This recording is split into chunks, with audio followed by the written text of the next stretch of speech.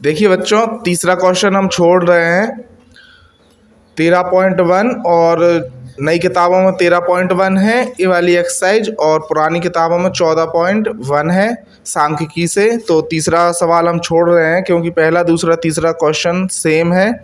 चौथा क्वेश्चन लगा रहे हैं। तो सबसे पहले हम इसमें बॉक्स बनाते हैं ताकि हम इसकी सारणी बना सकें।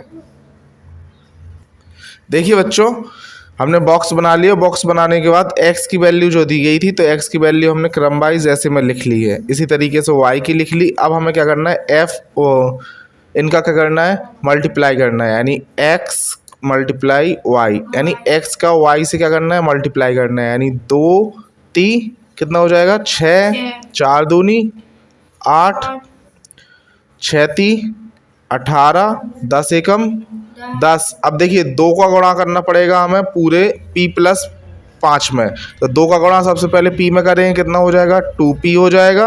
और 2 का गुणा हम किस में करेंगे, प्लस लगाए तो पहले प्लस लगा देंगे और 2 का गुणा हम 5 में करेंगे, 5 दूनी 10। तो इतना हो जाएगा। अब हमें क्या करना पड़ेगा, इसका योग करना पड़ेगा, योग यानी जोड़ना पड़ेगा। तो आइए हम इन सबको जोड़ ले रहे हैं। 2 और 3 5, 5 और 3 8, 1 9 10 11। इनका कितना आया, यानी n बराबर कितना निकला यहाँ पे, 11। जोड़ने के बाद 11 निकलेगा कि नहीं निकलेगा। इसी तरीके से यहाँ पे हम जोड़ेंगे तो इसका आएगा बच्चों 52, यानी 52। और प्लस में 2p भी राइट करना पड़ेगा। कितना राइट करना पड़ेगा, 2p। अब हमें क्या दिया हुआ है, अब हमें समांतर माध्य निकालना पड़ेगा। तो समांतर माध्य एक्चुअल में हमारे पास पहले से है। हमें किसका मान निकालना है, p की वैल्यू निकालनी है। जो p दिया हुआ है, देखो इधर लिखा हुआ है ना, p का मान ज्ञात कीजिए। तो p निकालना है हमें। तो समांतर माध्य क्या है, समांतर माध्य बराबर क्या होता है, समांतर माध्य बराबर इसका लिखेंगे हम, क्या लिखेंगे, 52 प्लस 2p। और हमें पता है कि हम भाग कितने से करते हैं, n से भाग करते हैं, यानी 11n दिया हुआ है। अब हमें एक्चुअल में इसमें दिया हुआ है समांतर माध्य ऑलरेडी हमारा क्या 6 दिया हुआ है। तो जहाँ समांतर माध्य लिखा है वहाँ पर हम क्या लिख लेंगे, 6 बराबर 52 प्लस 2p बटे 11। 11 से हम क्या कर देंगे, कैंची गुणा कर देंगे, ऐसे कैंची गुणा कर देंगे तो क्या हो जाएगा, 11 छक्के 66। तो क्या हो जाएगा, 66 प्लस 52 प्लस 2p, सॉरी बराबर 66 बराबर 52 प्लस 2p। अब हमें क्या करना पड़ेगा, देखिए क्या करना पड़ेगा, 66 52 है, इस तरफ ले आएंगे तो कितना हो जाएगा, माइनस का 52 हो जाएगा और बराबर क्या लिख देंगे, 2p। 66 में से 52 जाए कितना बचेगा, 66 में से 52 जाए कितना बचेगा, 14 बचेगा। कितना, 14 बचेगा हमारा, बराबर 2p। तो 2 से हम काट देंगे, 2 सत्ते 14, यानी 7 बराबर p। यानी p की वैल्यू कितनी निकली हमारी, 7। और यही बच्चों क्या आ रहा होगा, हमारा आंसर आ रहा होगा। यही बच्चों हमारा आंसर आ रहा है। तो इसी के साथ हमारा ये क्वेश्चन कंप्लीट होता है। चलते हैं नेक्स्ट क्वेश्चन की ओर। देखिए बच्चों, क्वेश्चन नंबर 5 है हमारा, दीर्घ उत्तरीय प्रश्न आ गए हैं अब, जिसमें 5वां क्वेश्चन हमारा दिया हुआ है कि निम्न सारणी में 108 छात्रों के अंक दर्शाए गए हैं, अंकों के समांतर माध्य की गणना करें। तो समांतर माध्य निकालना है इसमें हमें, और इस टाइप से दिया हुआ है। तो सबसे पहले हम बना लेते हैं इसका बॉक्स। देखिए बच्चों, हमारा बॉक्स बन गया है। तो हम इसमें लिखते हैं सबसे पहले वर्ग अंतराल, क्या दिया हुआ है, वर्ग अंतराल, वर्ग अंतराल दिया हुआ है सबसे पहले हमारा। तो वर्ग अंतराल में हमें ये लिखना है जो ऊपर दिया हुआ है। तो क्या दिया हुआ है, 0 से 10 तक और 10 से 20 तक, 20 से 30 तक और 30 से 40, 40 से 50, 50 से 60, 60 से 70 और 70 से 80 दिया हुआ है। अब हम क्या देखेंगे बच्चों, कि इसका हमें जैसे कि ये 0 से 10 दिया हुआ है, तो 0 से 10 दिया हुआ है तो हमें इसका बीच का नंबर ज्ञात करना है, यानी माध्य निकालना है। सबसे पहले इनके माध्य निकालना पड़ेगा।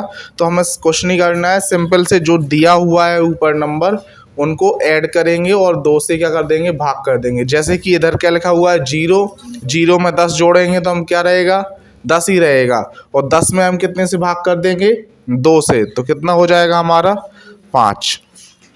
तो हम इसको मान ले रहे हैं x, क्या ऊपर हमने x डाल दिया, कैसे क्या आ जाएगा हमारा 5 आएगा। इसी तरीके से हम क्या नीचे देखेंगे, 10 में 20 जोड़ेंगे कितना हो जाएगा 30, और 30 में 2 से भाग कर देंगे कितना हो जाएगा हमारा 15। उसी तरीके से 20 में 30 जोड़ेंगे तो कितना हो जाएगा 50, और 50 में 2 से भाग कर देंगे कितना हो जाएगा 25। इसी तरीके से 30 में 40 जोड़ेंगे कितना हो जाएगा 70, और 70 में 2 से भाग कर देंगे कितना हो जाएगा 35। इसी तरीके से इधर पे हो जाएगा हमारा 45, इधर पे हो जाएगा 55, इधर पे हो जाएगा 65, और इधर पे हो जाएगा हमारा 75। इस तरीके से हमारा क्या निकल आएगा, इनका माध्य का निकल आएगी या मध्य निकल आएगा इनकी। ठीक है, अब हमें बारंबारता दी हुई है तो बारंबारता को हम मान ले रहे हैं f मान ले रहे हैं, यानी बारंबारता लिख दे रहे बारंबारता, जिसको हम किससे प्रदर्शित कर रहे हैं, f से प्रदर्शित करते हैं, f से प्रदर्शित करते हैं। तो अब इधर पे हम क्या लिखा हुआ है, जो दिया हुआ है सेम टू सेम लिख लेंगे, यानी 10 दिया हुआ है हमारा, 14 दिया हुआ है, 16 दिया हुआ है, फिर 14 दिया हुआ है, फिर 11 दिया हुआ है, फिर 13 दिया हुआ है, फिर 17 दिया हुआ है, और फिर लास्ट में 13 दिया हुआ है। अब हमें क्या करना पड़ेगा बच्चों, इनका मल्टीप्लाई करना है। क्या करना है बच्चों, मल्टीप्लाई करना है। तो इनका मल्टीप्लाई करेंगे 10 पना, यानी इधर पे हम लिख लेंगे f इंटू एक्स, यानी इनका गुणा करेंगे, इन दोनों का क्या करेंगे, गुणा करेंगे। 10 पना 50, 14 में 15 गुणा करेंगे कितना हो जाएगा 210 हो जाएगा हमारा।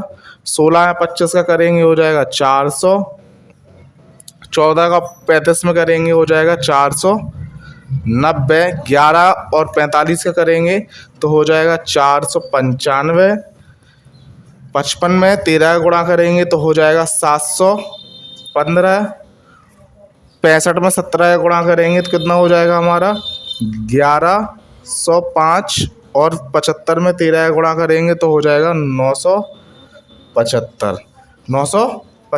इतना हमें क्या करना है, कर लेना है। अब हमें क्या करना है, योग करना है, यानी टोटल करेंगे, योग करेंगे।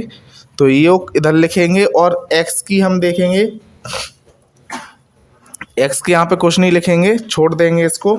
और इस वाली जो बारंबारता नीचे वाले जो नंबर दिए जाते हैं, यानी f दिया जाता है, उसको हमेशा क्या करते हैं, हम ऐड करते हैं।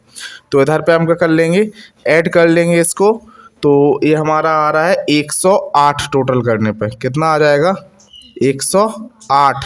और इसको अगर हम टोटल कर रहे हैं तो हमारा हो जाएगा ये 4440, यानी 4440। कितना हो जाएगा 4440। अब हमें इसका क्या निकालना था, समांतर माध्य निकालना था। तो समांतर माध्य का फॉर्मूला क्या होता है, समांतर माध्य बराबर, समांतर माध्य का फॉर्मूला क्या होता है, सीधा सीधा से लिख दे रहे हैं हम।